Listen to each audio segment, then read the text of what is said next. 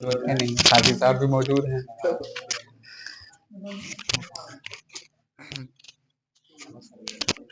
الحمد للہ رب العالمین والعاقبۃ للمتقین والصلاة والسلام علی خیر خلقہ محمد وآلہ وصحبہ اجمعین ومن تبعهم بإحسان إلى يوم الدین.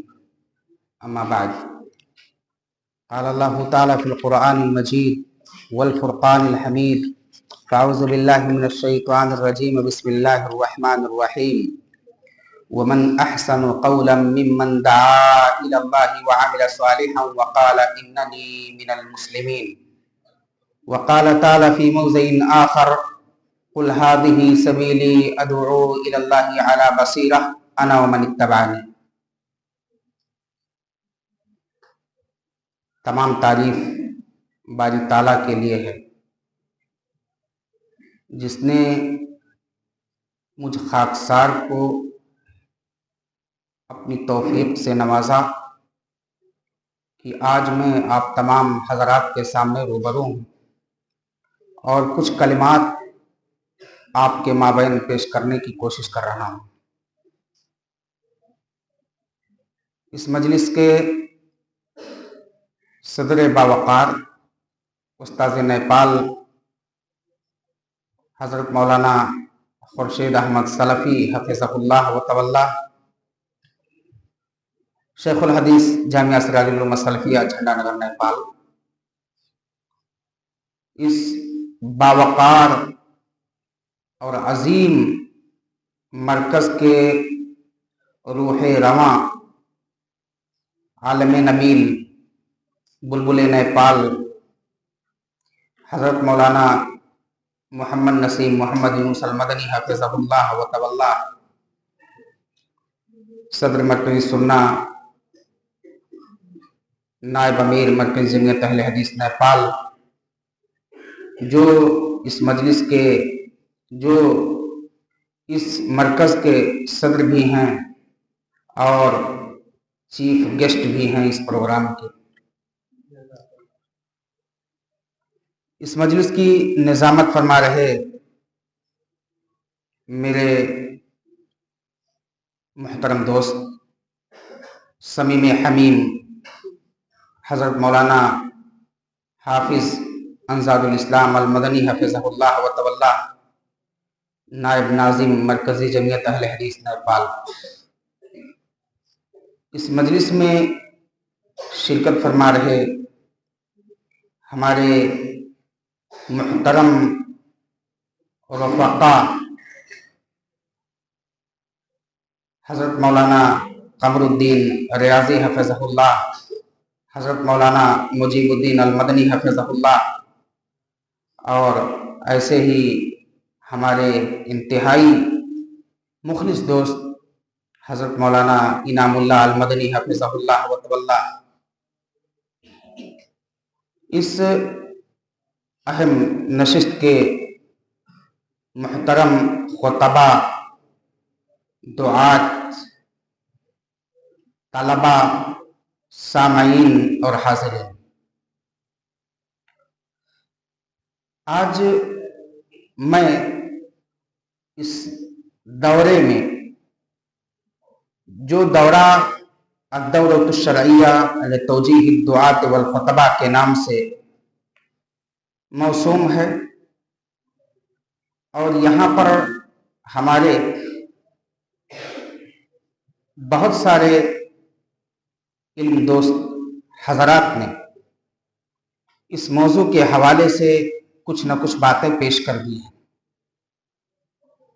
میں بھی اپنے احباب اور اپنے رفقا کی باتوں میں اضافہ کرتے ہوئے کچھ باتیں پیش کرنے کی کوشش کروں گا. باری تعالیٰ سے اس دعا کے ساتھ کہ مولائے ذوالمنن ہمیں حق اور سچ بات کہنے کی توفیق دے اور ساتھ ہی ساتھ ہم لوگوں کو سننے کے ساتھ ساتھ عمل کی توفیق بخشے. آمین.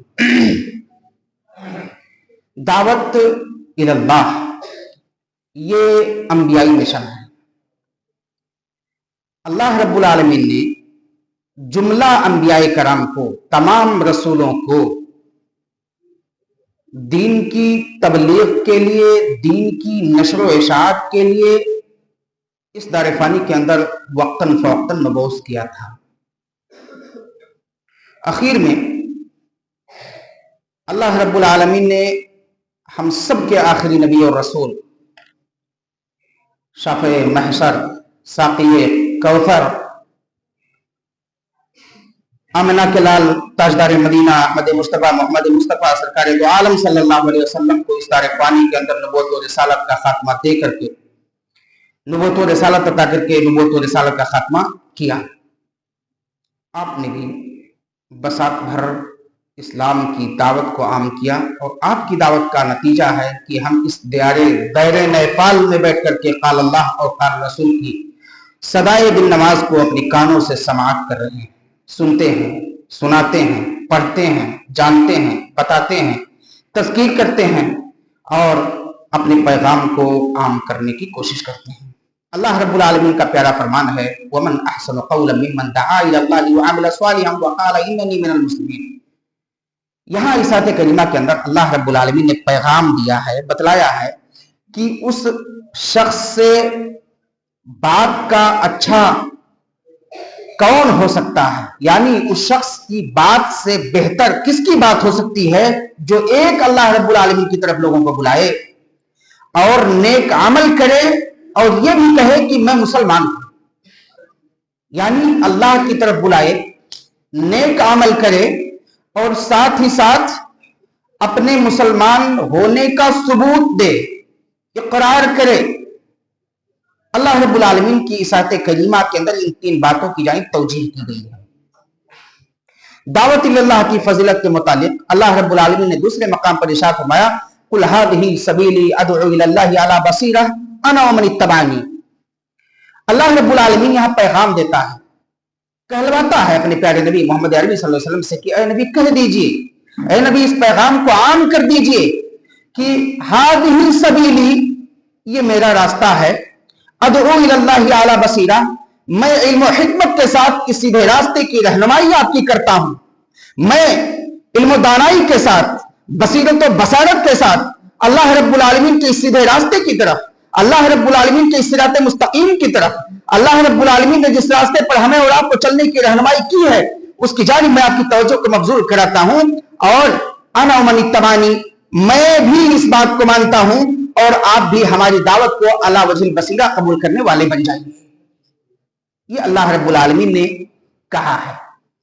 نبی اکرم صلی اللہ علیہ وسلم کی احادیث کو ہم کھٹالتے ہیں تو احادیث میں بھی دعوت کی فضیلت کے تعلق سے، دعوت کی اہمیت کے تعلق سے، دعوت کے اسلوب کے تعلق سے، دعوت کے وسائل کے تعلق سے، دعوت کے ذرائع کے تعلق سے بڑے سارے نصوص ہمیں اور آپ کو ملتے ہیں۔ پہلی نص حدیث سے میں آپ کے سامنے پیش کرتا ہوں، نبی اکرم صلی اللہ علیہ وسلم کی حدیث سے آپ نے بیان فرمایا من دل علی خیر فلہ مثل اجر فاعلہ، کہ بھلائی کی طرف دعوت دینے والے کے لیے بھی اس پر عمل کرنے کی تذکیر یہاں موجود ہے۔ جو شخص کسی شخص کو، کسی فرد بشر کو، کسی انسان کو کسی بھلی بات کی طرف بلائے تو اس کے لیے اللہ رب العالمین نے خوب اجر رکھا ہے، اور وہ شخص عمل اگر کر لے اس کے بلانے پر تو جتنا اجر وہ پائے گا وہ بھی اس کا حقدار بنے گا۔ یہ اللہ نبی اکرم صلی اللہ علیہ وسلم نے بیان فرمایا۔ دوسرے مقام پر آپ صلی اللہ علیہ وسلم نے بیان فرمایا من دعا الى هدى كان له من الاجر مثل اجور من تبعه لا ينقص ذلك من اجورهم شيئا ومن دعا الى ضلاله كان عليه من الاثم مثل آثام من تبعه لا ينقص ذلك من آثامهم شيئا، کہ جو شخص کسی انسان کو بھلائی کی طرف بلاتا ہے تو عمل کرنے والے کو اللہ رب العالمین جو ثواب دیتا ہے اسی بقدر بلانے والے کو اللہ رب العالمین ثواب دیتا ہے۔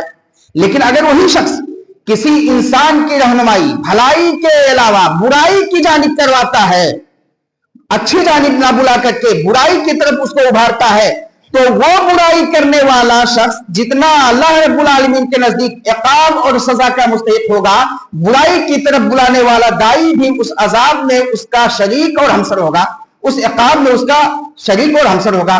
یعنی ہمیں اور آپ کو بھلائی کی طرف دعوت دینے کی رہنمائی کی گئی ہے اور برائی سے ہمیں اور آپ کو روکا گیا ہے۔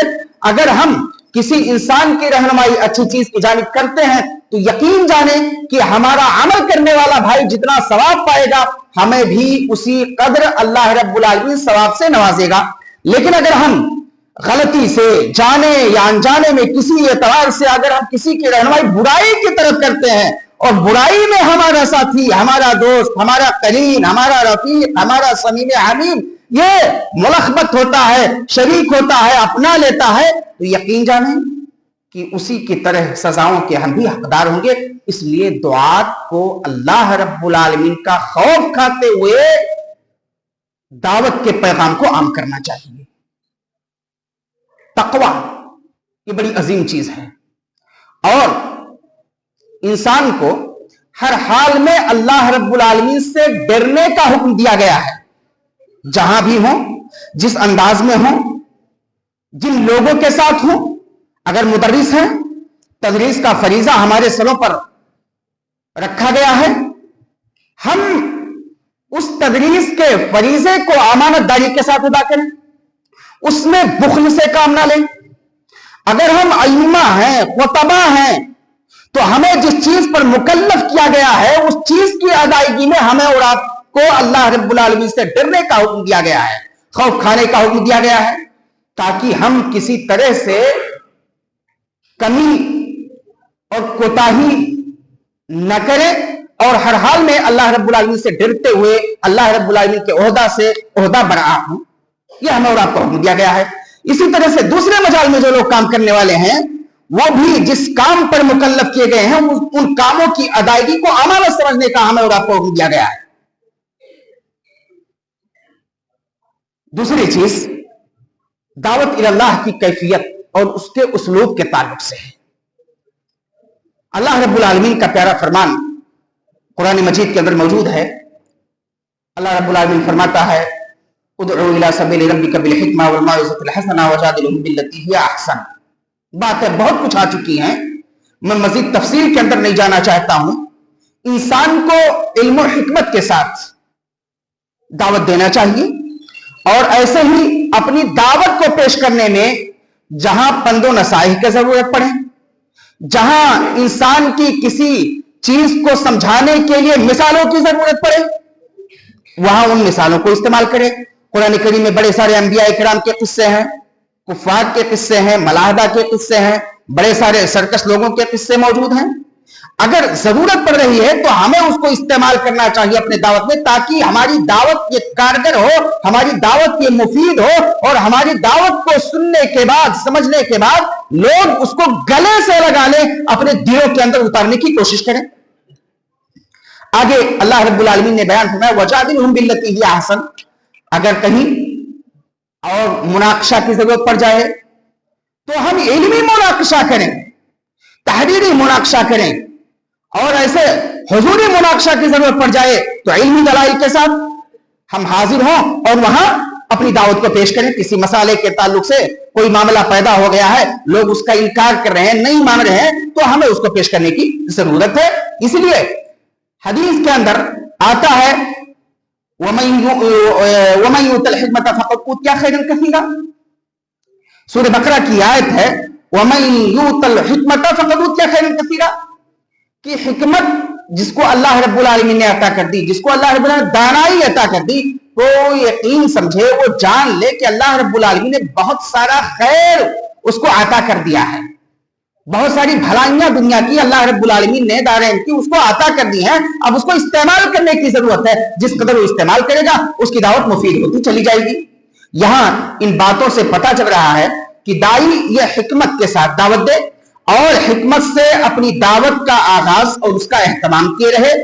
اگر مدعو اور مخاطب جفا کریں، ظلم کریں اور ان کے پاس بعض اعتراضات بھی ہوں تو اسے آیات و احادیث کے مواعظ حسنہ کے ساتھ دعوت دے، اور جن میں واضح نصیحت اور ترغیب ہو، اور اگر اس کے پاس کوئی شبہ ہو تو اس کے ساتھ حسن طریقہ سے مجادلہ اور مناظرہ کریں.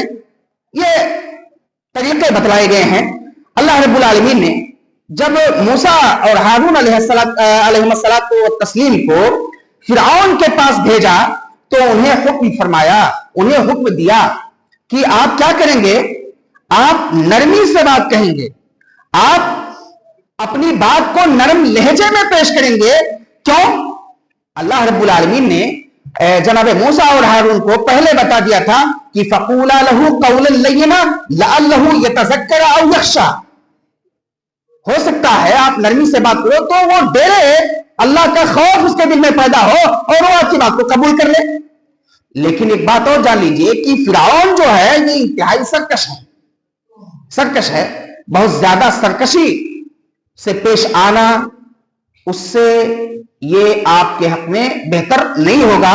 ایسے ہی اللہ رب العالمین نے فرمایا فَبِمَا رَحْمَةٍ مِّنَ اللَّهِ لِنتَ لَهُمْ وَلَوْ كُنْتَ فَظًّا غَلِيظَ الْقَلْبِ لَانفَضُّوا مِنْ حَوْلِكَ. جناب محمد عربی صلی اللہ علیہ وسلم کے تعلق سے اللہ رب العالمین نے بیان فرمایا ہے، کہا ہے کہ آپ اللہ کی رحمت سے ان لوگوں کے لیے نرم ہو گئے، اور اگر آپ تندخو اور سنگ دل ہوتے تو یہ لوگ آپ کے آس پاس سے دور بھاگتے.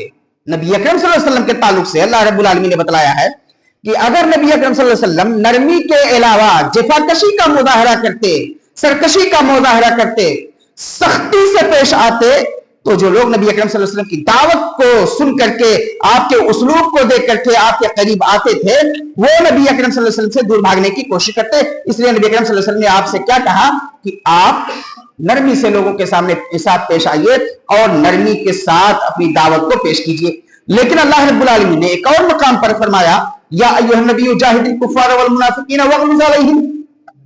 اگر سختی کی انتہائی ضرورت پڑ جائے دعوت میں تو آپ کسی حد تک سخت ہو سکتے ہیں. یہ نہیں کہ مکمل سختی پر آپ اڑ جائیں، ایک حد تک آپ سختی اپنا سکتے ہیں جس سختی میں آپ کے لیے کوئی مزید فتنہ اور کوئی فساد کا اندیشہ نہ ہو، کوئی مزید بڑی پریشانی آپ کے حق میں لاحق ہونے کا خدشہ نہ ہو. اس حد تک آپ سختی سے پیش آ سکتے ہیں. ماحول سازگار ہو، ماحول پرامن ہو، ایسے میں آپ تھوڑا سا سختی سے انسانوں کی رہنمائی بھی کر سکتے ہیں. دعوت کس چیز کی طرف دی جائے؟ دعوت کس چیز کی طرف دی جائے؟ ہم میں سے بیشتر خطبہ ہیں، دعات ہیں، تو دعوت کے تعلق سے اللہ رب نبی اکرم صلی اللہ علیہ وسلم نے بیان فرمایا ہے. جب آپ صلی اللہ علیہ وسلم نے معاذ بن جبل رضی اللہ تعالیٰ عنہ کو یمن کی جانب بھیجا تو آپ نے انہیں بلایا اور سب کچھ سمجھایا. نبی اکرم صلی اللہ علیہ وسلم کی حدیث ہے کہ لما بعث معاذ الى الیمن، نبی اکرم صلی اللہ علیہ وسلم نے جب معاذ بن جبل رضی اللہ تعالیٰ عنہ کو یمن کی جانب گورنر بنا کر کے بھیجنا چاہا، دائی بنا کر کے بھیجنا چاہا، تو آپ نے انہیں بلایا اور انہیں نصیحت کیا. اور نصیحت کے جو کلمات تھے وہ یقیناً آب زر سے لکھنے کے لائق ہیں. آپ صلی اللہ علیہ وسلم نے بیان فرمایا، جناب معاذ بن جبل رضی اللہ تعالیٰ عنہ سے کہا کہ فَلْيَكُنْ أَوَّلَ مَا تَدْعُوهُمْ إِلَيْهِ شَهَادَةِ اللَّهِ إِلَهَ إِلَّا اللَّهُ وَأَنَّ مُحَمَّدَ رَسُولُ اللَّهِ. پہلی وہ چیز جس کی جانب آپ لوگوں کو بلائیں گے وہ کیا ہے؟ ایک اللہ رب العالمین کی جانب، ایک اللہ رب العالمین کی شہادت کو لوگ قبول کر لیں، ایک اللہ رب العالمین کو اپنا کوئی مان لے، ایک اللہ رب العالمین کو اپنا خالق مان لے، اپنا رازق مان لے، اپنا مربی مان لے، اپنا پالنہار مان لے، اپنا سب کچھ مان لے، کائنات کا نظام چلانے والا مان لے، موت اور حیات کا مالک مان لے، ساری چیزوں کا مالک ایک اللہ رب العالمین کو مان لے. اور ساتھ ہی ساتھ کیا کریں؟ محمد صلی اللہ علیہ وسلم کو اللہ کا نبی اور رسول مان لے. یہ نبی اکرم صلی اللہ علیہ وسلم نے معاذ بن جبل رضی اللہ تعالیٰ عنہ کو بلایا اور سمجھایا. اور پھر کیا کہا کہ فَإِنْهُمْ أَطَاعُوكَ لِذَلِكَ فَإِنْهُمْ أَطَاعُوكَ لِذَلِكَ. اگر اہل یمن، اگر باشندگان یمن آپ کی اس بات کو مان لیں، اس پر ایمان لے آئیں، اس کا یقین کر لیں، تو آپ کیا کریں؟ فَأَعْلِمْهُمْ، آپ انہیں باخبر کرنا، آپ انہیں بتلانا، آپ انہیں سمجھانا ان اللہ افترض علیہم 5 صلوات فی کل یوم و لیلہ، کہ اللہ رب العالمین نے دن میں 5 وقت، دن اور رات میں 5 وقت کی نمازیں فرض کی ہیں. آپ پر یہ 5 وقت کی نمازیں فرض ہیں، آپ انہیں پڑھیں، ان کی ادائیگی کریں. فَإِنْهُمْ أَطَاعُوكَ لِذَلِكَ. پھر نبی اکرم صلی اللہ علیہ وسلم کہتے ہیں کہ آپ بالاستمرار ساری باتوں کو نہیں بتائیں گے، وقفے سے پہلے اللہ پر ایمان لے آئیں، نبی کو رسول مان لیں، نبی مان لیں، اور پھر اس کے بعد جب اس پر ان کا ایمان پختہ ہو جائے، یقین کر لیں، دل میں ان کی یہ چیز بیٹھ جائے، راسخ ہو جائے، تب انہیں کیا کریں؟ انہیں بتلائیں کہ اللہ رب العالمین نے دن اور رات میں کل 5 وقت کی نمازیں فرض ہیں، اس کی ادائیگی کیجیے. جب اس پر بھی وہ لوگ جم جائیں، ڈٹ جائیں، اس پر بھی وہ لوگ عمل پیرا ہو جائیں، عمل کرنے لگے، تب کیا کریں آپ؟ فَعَالِمْهُمْ أَنَ اللَّهَ افْتَرَضَ عَلَيْهِمْ صَدَقَةً تُؤْخَذُ مِنْ أَغْنِيَائِهِمْ فَتُرَدُّ عَلَىٰ فُقَرَائِهِمْ۔ نبی اکرم صلی اللہ علیہ وسلم نے کہا کہ جب نماز کو مان لیں، نماز پڑھنے لگیں، تب آپ پھر انہیں تیسری چیز کی جانب رہنمائی کرنا اور بتلانا کہ اللہ رب العالمین نے تمہارے اوپر صدقہ کو فرض کیا ہے، اور یہ بھی بتا دینا، یہ نہیں کہ تمہارے مال کو لے لیا جائے گا، کہاں خرچ کیا جائے گا کوئی پتہ نہیں ہے، انہیں بتلانا تُؤْخَذُ مِنْ أَغْنِيَائِهِمْ، آپ کے معاشرے کے امیروں سے، آپ کے معاشرے کے اغنیاء سے، آپ کے معاشرے کے مالداری انسانوں سے ان صدقہ کے مال کو لیا جائے گا۔ وَتُرَدُّ عَلَىٰ فُقَرَائِهِمْ، اے باشندگان اہل یمن، تم کان کھول کر کے سن لو، تم جان لو کہ تم سے لے کر کے تمہارے جو غریب حضرات ہیں، تمہارے جو مفلوق الحال انسان ہیں، تمہارے جو پریشان اور محتاج اور قلاش انسان ہیں، جو تمہارے مابین رہ رہے ہیں، وہ تمہارے صدقے کے مال کو انہی میں تقسیم کر دیا جائے گا۔ یہ نبی اکرم صلی اللہ علیہ وسلم نے بتلایا۔ پھر آگے نبی اکرم صلی اللہ علیہ وسلم نے کہا فَإِنْهُمْ أَطَاعُوكَ لِذَلِكَ، اگر وہ لوگ اس بات کو مان لیں، فَعَالِمْهُمْ، تو صدقات کی وصولی کے لیے جن لوگوں کو مکلف کرنا، انہیں بھی ایک چیز کی رہنمائی کر دینا۔ نبی اکرم صلی اللہ علیہ وسلم کہہ رہے ہیں تاکہ کیوں رہنمائی کر دیں؟ تاکہ ایسا نہ ہو لوگوں کے نفیس مال کو، ایک کوالٹی کے مال کو جا کر کے لینے کی کوشش کریں۔ انہیں بتلانا کہ وَاتَّقِ دَعْوَةَ الْمَظْلُومِ فَإِيَّاكَ وَكَرَائِمَ أَمْوَالِهِمْ، لوگ ان کے نفیس اور ایک کوالٹی کے مالوں کو لینے سے بچیں گے۔ وَاتَّقِ دَعْوَةَ الْمَظْلُومِ، اور مظلوم کی بد دعا سے بھی بچتے رہیں گے۔ فَإِنَّهُ لَيْسَ بَيْنَهُ وَبَيْنَ اللَّهِ حِجَابٌ، کیونکہ ان کے اور ان کے دعاؤں کے درمیان، اللہ اور ان کے دعاؤں کے درمیان کوئی پردہ نہیں ہوتا، کوئی اوٹ نہیں ہوتا ہے۔ تو نبی اکرم صلی اللہ علیہ وسلم نے یہاں دعوت کی اولویات کو بتلایا ہے کہ ایک انسان جب کسی کو دعوت دے، کسی کو دین کی باتیں بتلائے، تو یہ نہیں کہ الگ ٹپ باتوں کو شروع کر دے، جہاں سے چاہا وہیں شروع کر دیا اور جہاں چاہا ختم کر دیا۔ انسان تشنا ہے، اس کو کسی اور چیز کی ضرورت تھی اور آپ کوئی اور چیز بتلا رہے ہیں۔ نبی اکرم صلی اللہ علیہ وسلم کے زمانے کا معاملہ ہے، نبی اکرم صلی اللہ علیہ وسلم مسجد میں ہیں، ایک اعرابی آتا ہے، مسجد میں پیشاب کرنا شروع کر دیتا ہے۔ صحابہ کرام رضی اللہ تعالیٰ عنہ کی مقدس جماعت ہے، بیٹھے ہوئے ہیں حضور صلی اللہ علیہ وسلم کے ساتھ میں، تمام کے تمام صحابہ نبی اکرم صلی اللہ علیہ وسلم کے ساتھ جو مشارک ہیں، موجود ہیں، وہ دیکھ کر کے آشاش کر رہے ہیں، تعجب کر رہے ہیں، زجر و توبیخ کر رہے ہیں، ڈر رہے ہیں، خوف کھا رہے ہیں اور غصہ بھی ہو رہے ہیں اس عربی پر کہ اللہ کے پاک گھر میں آیا ہے اور پیشاب کرنا شروع کر دیا۔ جس پاک گھر میں ہم لوگ آ کر کے اللہ کی عبادت کرتے ہیں، اللہ رب العالمین کے سامنے سجدے کرتے ہیں، وہ یہاں کر کے پیشاب کر رہا ہے۔ نبی اکرم صلی اللہ علیہ وسلم نے اپنے صحابہ کرام کو روکا اور کہا کہ اس کو پیشاب کر لینے دو۔ اور جب وہ پیشاب کر کے فارغ ہو گیا، نبی اکرم صلی اللہ علیہ وسلم نے اس کو بلا کر کے سمجھایا اور ایک ڈول پانی منگوا کر کے اس پیشاب کو خود صاف کیا یا اپنے صحابہ کرام سے صاف کرایا، دونوں طرح کی حدیثیں موجود ہیں۔ تو یہ نبی اکرم صلی اللہ علیہ وسلم کا تعامل تھا، نبی اکرم صلی اللہ علیہ وسلم کا طریقہ تھا کہ نبی اکرم صلی اللہ علیہ وسلم دعوت کو کس انداز میں پیش کرتے تھے۔ ایک دوسرے صحابی زنا کے مسئلے میں آتے ہیں، نبی اکرم صلی اللہ علیہ وسلم سے زنا کی اجازت چاہتے ہیں، اب وہ زنا کے مسئلے میں اجازت چاہتے ہیں، آپ نماز کے مسئلے کو ان کے سینے میں ٹھوسنا چاہو، وہ کارگر ہوگی ہماری دعوت، کبھی نہیں کارگر ہو سکتی ہے، کبھی نہیں مفید ہو سکتی ہے۔ جس مسئلے کی اہل قریہ کو، بستی والوں کو حاجت ہو، ضرورت ہو، اسی مسئلے کے تحت لوگوں کی رہنمائی یہ مفید اور ضروری ہوگی۔ ایسے ہی دائی کے اوصاف کیا ہونے چاہیے؟ ایک دائی کو، ایک خطیب کو، ایک قوم کے لیڈر کو کن اوصاف کا حامل ہونا چاہیے، یہاں وہ باتیں بھی میں بالاختصار پیش کرنے کی کوشش کروں گا۔ پہلی چیز ہے اخلاص، اور اخلاص کے تعلق سے بہت ساری باتیں آ چکی ہیں۔ اخلاص یہ دعوت میں ضروری ہے۔ پڑھانے والا مدرس ہو، امام ہو، خطیب ہو، وائز ہو، جو بھی ہو، جس حیثیت کا مالک ہو، وہ اپنے معاملات میں مخلص رہے۔ دعوت دین یہ انتہائی عظیم اور مقدس اور انبیائی پیشہ ہے، فریضہ ہے، انبیائی مشن ہے۔ اس عظیم مشن کی ادائیگی میں ہمیں اور آپ کو اخلاص کے تعلق سے مزید ابھارا گیا ہے. ہم اس میں مزید اخلاص کے ساتھ کام کریں, کیونکہ اگر اخلاص کے ساتھ نبی اکرم صلی اللہ علیہ وسلم کام نہ کرتے, دعوت کو عام نہ کرتے, اسلام کی نشر و اشاعت نہ کرتے, تو شاید آج ہم لوگ اسلام سے بہت دور ہوتے. لیکن اللہ کا شکر ہے, اللہ کی رحمتیں ہیں, بے شمار رحمتیں ہیں کہ آج ہمیں اسلام ملا ہے. نعمت اسلام, اور یہ انسان کے لیے سب سے عظیم نعمت ہے. نعمت اسلام, نعمت اسلام یہ سب سے عظیم نعمت ہے. ہمیں اس نعمت کی قدر کرنی چاہیے.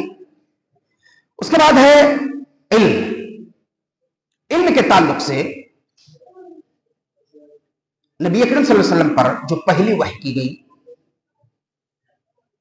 اس پہلی وحی میں نبی اکرم صلی اللہ علیہ وسلم کو تعلیم و تعلم پر ابھارا گیا ہے.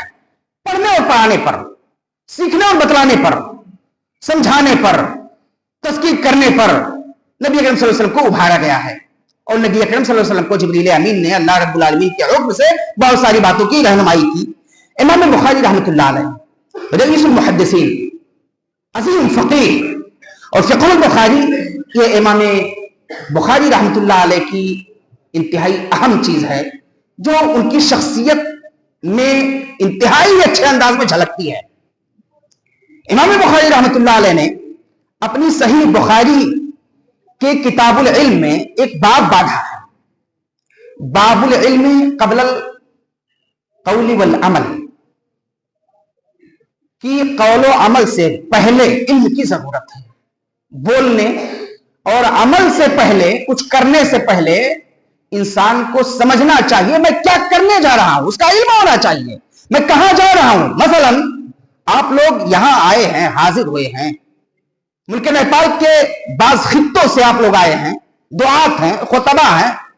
آپ جانتے ہیں کہ آپ کیوں آئے ہیں, کس لیے آئے ہیں, کس لیے آپ کو بلایا گیا ہے, کس لیے آپ کو پکارا گیا ہے, کس لیے آپ کو ندا و صدا دی گئی ہے. اگر آپ نہ جانتے تو کیا آپ اس انہماک کے ساتھ, اس اہتمام کے ساتھ یہاں تشریف رکھتے جس اہتمام سے آپ تشریف رکھے ہوئے ہیں؟ بالکل نہیں رکھتے. تو داعی کو جاننا چاہیے کہ وہ کس چیز کی جانب انسان کی رہنمائی کرنا چاہتا ہے, کس چیز کی جانب بلانا چاہتا ہے. امام بخاری رحمۃ اللہ علیہ نے اللہ رب العالمین کی قرآن مجید کے اس آیت کریمہ سے استنباط کرتے ہوئے اس بات کو قائم کیا ہے, فَاعْلَمْ أَنَّهُ لَا إِلَهَ إِلَّا اللَّهُ, فَاعْلَمْ أَنَّهُ لَا إِلَهَ إِلَّا اللَّهُ. اللہ رب العالمین نے یہاں اس آیت کریمہ میں حکم دیا ہے کہ بندے کو جاننا چاہیے, علم حاصل کرنا چاہیے کہ وہ کس اللہ رب العالمین کی عبادت کرنا چاہتا ہے. جیسے ہم اپنے آپ کو موحد کہتے ہیں, مسلمان کہتے ہیں. کیا مطلب ہے مسلمان کا؟ مسلمان کا کیا مطلب ہے؟ ہمیں سمجھنا چاہیے کہ ہم ایک اللہ رب العالمین کو ماننے والے ہیں. بہت سارے دیوی دیوتا اور معبود بے بس جو دنیا کے اندر بنائے گئے ہیں, اپنے ہاتھوں سے تراشے گئے ہیں, پتھر کے صنم ہیں, حجر ہیں, شجر ہیں, ان کی عبادت سے بیزار ہو کر کے ہم صرف اور صرف ایک اللہ رب العالمین کی عبادت کرتے ہیں, جو اللہ رب العالمین ہمارا کل مالک ہے اور کل کائنات کا مالک ہے. ہمیں سمجھنا چاہیے. اور آگے امام بخاری رحمۃ اللہ علیہ نے بیان فرمایا وَأَنَّ الْعُلَمَاءَ هُمْ وَرَثَةُ الْأَنْبِيَاءِ, علماء کو انبیاء کا وارث کہا گیا ہے. اور نبی اکرم صلی اللہ علیہ وسلم نے بیان فرمایا کہ جسے علم دے دیا گیا ہے وہ یہ سمجھے کہ اللہ رب العالمین نے بہت ساری چیزیں اسے دے دی ہیں, بھلائی کی چیزیں دے دی ہیں, اور برائی سے بچنے کی تلقین کر دی ہے کہ آپ بھلائی کے بھی راستے کو جانتے ہیں اور برائی کے راستے کو بھی جانتے ہیں. تو ظاہر سی بات ہے جب ہمیں اور آپ کو دونوں راستہ معلوم ہے تو ہمیں کرنا کیا چاہیے؟ بھلائی کا کام کرنا چاہیے, بھلے راستے پر چلنا چاہیے, تاکہ ہم اللہ رب العالمین کے محبوب بندے بن سکیں. ایسے ہی اگر ہم کسی چیز سے ناواقف ہوں گے تو یقین جانیں کہ ہم دیگر پریشانیوں میں بھی واقع ہو سکتے ہیں. جو پریشانیاں ہمارے لیے سم قاطع کی حیثیت رکھتی ہیں اسے ہمیں بچنے کی ضرورت ہے, علم اپنانے کی ضرورت ہے. تیسری چیز ہے حلم, بردباری, نرم مزاجی, حلیم الطبع, سلیم الفطرت, متحمل مزاج, باتوں کو برداشت کرنے کی صلاحیت ہے انسان کے ہاں. گفتار میں وہ نرم ہو, کردار میں بھی اچھا ہو. اللہ رب العالمین نے بیان فرمایا فبما رحمت من اللہ لنت لهم ولكنت فظا غليظ القلب لانفضوا من حولك. نبی اللہ رب العالمین نے قرآن مجید میں فرمایا, میں نے اس کی تشریح کی ہے. آگے अल्लाह एक और चीज है अमल। अमल देखिए, अमल ये इंतहाई जरूरी है और एक दाई और मुबल्लिग होना न सिर्फ जरूरी बल्कि वाजिब है। और ऐसे ही उस दाई के लिए अखलाक को अपनाना मजीद वाजिब है। बेहतरीन अखलाक को अपनाना ये मजीद वाजिब है, क्योंकि जब वो अपनी दावत को समझेगा और बेहतरीन अंदाज में अमल करेगा अपने अखलाक के जरिए, अपने किरदार के जरिए, तो उसकी दावत बहुत हद तक कारगर और मुफीद होगी और उसकी जानिब खिंचते हुए लोग आ जाएंगे। हुजूर सल्लल्लाहु अलैहि वसल्लम की पूरी जिंदगी देखिए, पूरी जिंदगी नबी अकरम सल्लल्लाहु अलैहि वसल्लम ने साहबे किराम रज़ियल्लाहु तआला अन्हुम को जब तौजीह की तो बहुत सारी चीजों की जानिब तत्बीक अमली करके साहबे किराम रज़ियल्लाहु तआला अन्हुम के सामने पेश किया। नमाज का मसाला है, सल्लू कमा रअयतुमूनी उसल्ली, नमाज कैसे पढ़ोगे? नबी अकरम सल्लल्लाहु अलैहि वसल्लम की अहादीस को खड़ा लिए सारे तरीके नबी अकरम सल्लल्लाहु अलैहि वसल्लम ने बतला दिया है। ज़कात का मसला है, कुरान में तफसील मौजूद नहीं है, नबी अकरम सल्लल्लाहु अलैहि वसल्लम ने सब कुछ बतला दिया है। कितने मालों में ज़कात है, कितने मवेशियों में ज़कात है, कितने गल्लों में ज़कात है, कितनी चीजों में ज़कात है, कितने सोने और कितने ज़ेवरात में ज़कात है, सब कुछ नबी अकरम सल्लल्लाहु अलैहि वसल्लम ने बतला दिया है। ऐसे ही और दीगर चीजों में हम देखें तो नबी अकरम सल्लल्लाहु अलैहि वसल्लम ने अमल करके दिखला दिया है। और इसी वजह से नबी अकरम सल्लल्लाहु अलैहि वसल्लम के ताल्लुक से कहा गया कि आप लोगों के लिए बेहतरीन आइडियल और नमूना है। और यकीनी मानो में बहुत सारे लोग नबी अकरम सल्लल्लाहु अलैहि वसल्लम को आइडियल नहीं मानते, क्योंकि वो इस्लाम को मुकम्मल अंदाज में नहीं समझते हैं।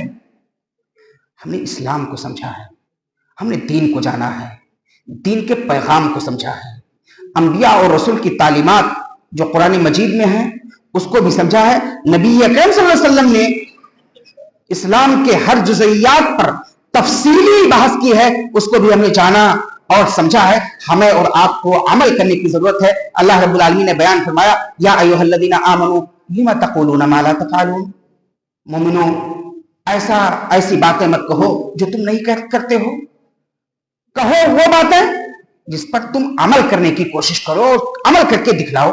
ऐसे ही अल्लाह रब्बुल आलमीन ने दूसरे मकाम पर इरशाद फरमाया, अतामुरून अन्नास बिल-बिर्रि व तंसौना अनफुसकुम व अंतुम तत्लून किताब अफला ताक़िलून, कि आप लोगों को भलाई का हुक्म देते हो और अपने आप तक उस भलाई को फॉलो नहीं करते हो।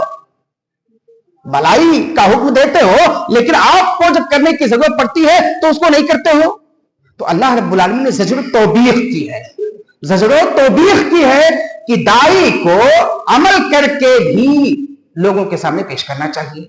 अल्हम्दुलिल्लाह बहुत सारे खुतबा हैं, दुआत हैं, अपने कामों को बेहतर अंदाज में कर रहे हैं, हम उनके ममनून हैं, मशकूर हैं। लेकिन यहीं पर मैं बाज़ दुआत से कुछ शिकायतें भी करना चाहता हूँ और यकीनी मानों में मुझे दिली तकलीफ होती है कि जब वो मुझसे कुछ हासिल करते हैं और जिस काम पर उन्हें मुतय्यन किया गया है उसको वो नहीं करते हैं और झूठ में फराड करते हैं, हमारे पास इस्तेमारा भेज देते हैं, पैसा ले लेते हैं।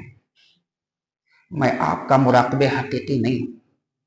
एक बात कान खोल के सुन लीजिए, जिनके यहां भी ये सुस्ती है, ये कमी है, वो लोग मुझसे पहले अल्लाह रब्बुल आलमीन से डरने की कोशिश करें, अल्लाह से डरें। अल्लाह रब्बुल आलमीन ही मुराकबे हकीकी है, वो सब कुछ जानता है। आप कब इस्तेमारा फिलअप करते हैं, कब भरते हैं, कितना सही करते हैं, कितना गलत करते हैं, किस अंदाज में झूठ बोलते हैं, ये अल्लाह रब्बुल आलमीन सब जानता है। तो मुझसे पहले अल्लाह रब्बुल आलमीन का खौफ खाएं। मैं एक वसीत हूं, एक सबब हूं, एक जरिया हूं कि किसी के मालों को आप तक पहुंचा दे रहा हूं। मैं कुल नहीं हूं, कुल अल्लाह रब्बुल आलमीन है। और मुझसे बड़ा वो है जो मुझे आता करता है कि आप मेरी इन चीजों को फला को पहुंचा दीजिएगा, दे दीजिएगा। आप यकीन माने कि आप उन चीजों को लेते हुए कभी अल्लाह का खौफ आपके दिलों में पैदा नहीं होता है कि आप डरे अल्लाह रब्बुल आलमीन से कि जो चीजें मैं ले रहा हूं इसका हक नहीं अदा कर रहा हूं, क्या मेरे लिए हलाल है, ये जायज है, ये दुरुस्त है। खौफ खाना चाहिए। बहुत सारे लोगों को मैं एंगेज कर जाता हूं, जानता हूं, समझ लेता हूं, मैं ये सोचता हूं कि अल्लाह रब्बुल आलमीन अपने बंदे को माफ कर सकता है, बहुत सारे जराइम उसके तौबे को कबूल कर सकता है, तो मैं भी अपने भाई को, अपने साथी को थोड़ा सा बर्दाश्त करूं, ताकि वो आज नहीं कल आ जाएगा। लेकिन बहुत सारे ऐसे भी अफराद मौजूद हैं यहां पर, उनके चेहरों के साथ जानता हूं। ये ना समझें कि आपने कर लिया, ले लिया, दे दिया और आप बड़ी जिम्मा हो गए और किसी को कोई खबर नहीं है, सब जानते हैं। लेकिन अगर आपकी सरपोशी की जा रही है तो आप अपनी इस्लाह करें। मकसद यह है कि आप अपनी इस्लाह करें। यहां जो दुआ को इकट्ठा किया गया, मुझे कहीं से किसी ने मुकल्लफ नहीं किया कि आप दुआ को इकट्ठा कीजिए और उन्हें बतलाइए, उनके सामने कुछ कहिए, उनकी कुछ तौबीक कीजिए या उनकी मतलब काविशों या उनकी कामों की सताइश कीजिए, मदह कीजिए, ऐसे कोई किसी चीज का हुक्म नहीं दिया गया।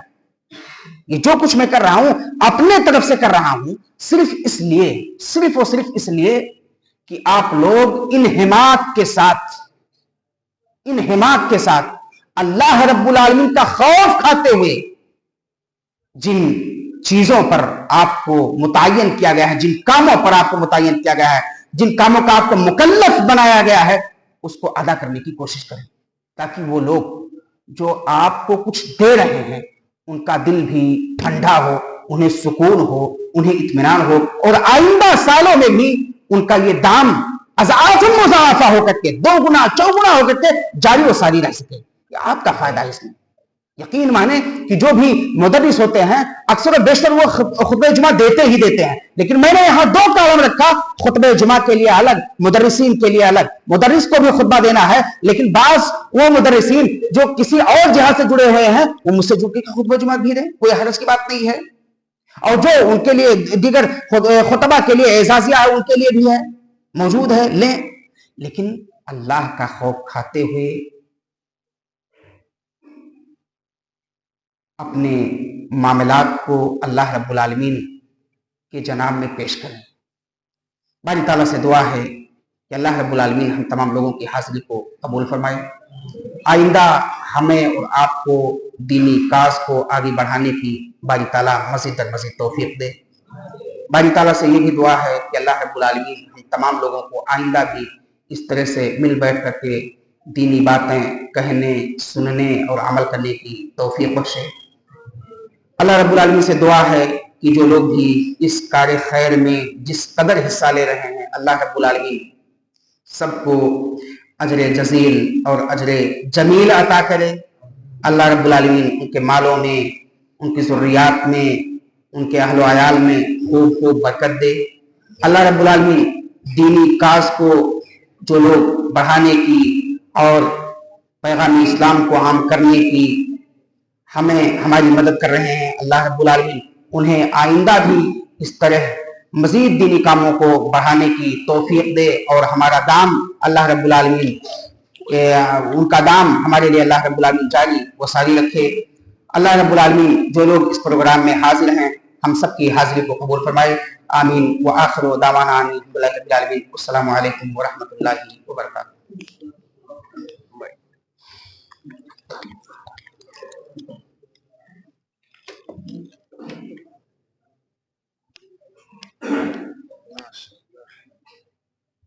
माशाअल्लाह ये थे फजीलत शेख परवेज याकूब अल-मदनी दावत के तरीक़े कार पर और हम दुआत को कभी और ताकिया है उनका मौके डाल रहे हैं। अल्लाह रब्बुल आलमीन की दुआ है बातों पर ज़्यादा से ज़्यादा हमें अमल करने की तौफीक। मुअज़्ज़ज़ हाज़िरीन, अब